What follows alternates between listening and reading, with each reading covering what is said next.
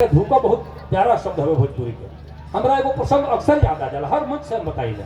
कोनो विभाग में 50 आदमी के भर्ती रहे, 500 लोग लाइन लगा के खड़ा हो गए। अधिकारी घबरा के जल्दी जल्दी एगो स्लिप सटवा देले, कृपया कम से कम शब्दों का इस्तेमाल करें। अंग्रेजी वाला कहले मे आई कमिंग सर, कहले गेट आउट। हिंदी वाला कहले श्रीमान जी अंदर आ सकते हो, कहले बाहर चलिए। संस्कृत वाला कहले हम आगंतुक सज्जन हैं, कहले बाहर चल के विश्राम करिए। भोजपुरी वाला कहले ढुक ही, कहले ढुक ढुक। भर्ती हो गए, भर्ती हो गए। अब बताइए यही से कम शब्द बा कोनो भाषा में? शिष्टता बस इतना तो कहे पड़ी, सर ना कहे तो मे आई कमी तो कहे पड़ी, अंदर आ सकता हूँ तो बोले ही पड़ी। लेकिन भोजपुरी में बात दुई अक्षर में कहा ढुकी तो कहा ढुक जो। भर्ती हो गए।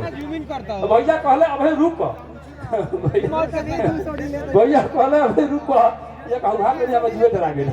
लेकिन नहीं तेरे कविता पढ़ते के लाठी लगे हुई आओ तो ना नहीं साहब मारे तो होत कोई तब तो ना ना पढ़ी पढ़ी पढ़ी हम तो करा होते जो बोलले बड़वा भीतर ढुक कहनी बाड़ा तो हो देवता लो हमरो लिखवा दे नेवता। तबले पीछे से ढकियावो तो देखनी ढेर लोग के आवो चहनी बामे दहिने हेलल, बाकी ऐसा आदमी ठेलल हो गनी बिगहा भर आगे लागो लोग निहुरिए भागे। आ गिरल गेट टूट के ओकरे ऊपर हेले के पड़ल, खाली खैले खातिर कितना पापड़ बेले के पड़ल।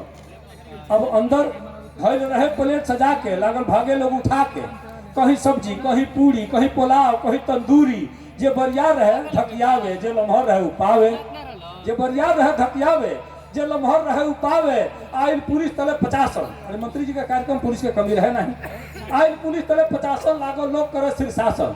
शीर्षासन कहल जन के गोड़ ऊपर मुड़ी नीचे हो जा तो के देहात में बांस गाड़ल कहल जाला, बांस गाड़ल। आयल पुलिस तले 50 लागल लोग करे शीर्षासन। जे मुड़ी पर डंटा पावे उ लागे गटी सुटकावे।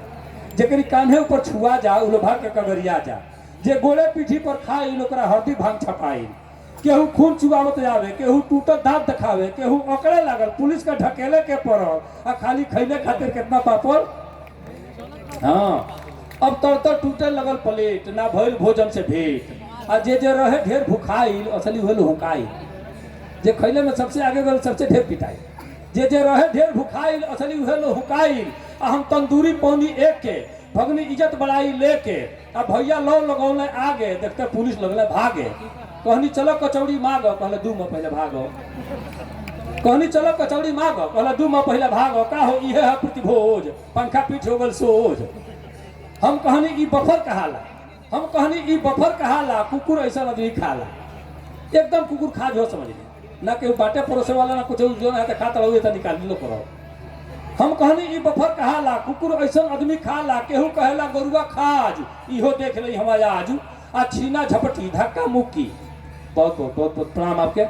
छीना झपटी धक्का मुक्की, थेथर होई उहे ढूकी। एमे सब नहीं खा के निपट पाई। एक सूत्र जानिए, पूरी दुनिया में आप गूगल पर सर्च करो, बादशाह प्रेमी के अलावा कोई सूत्र नहीं जानते।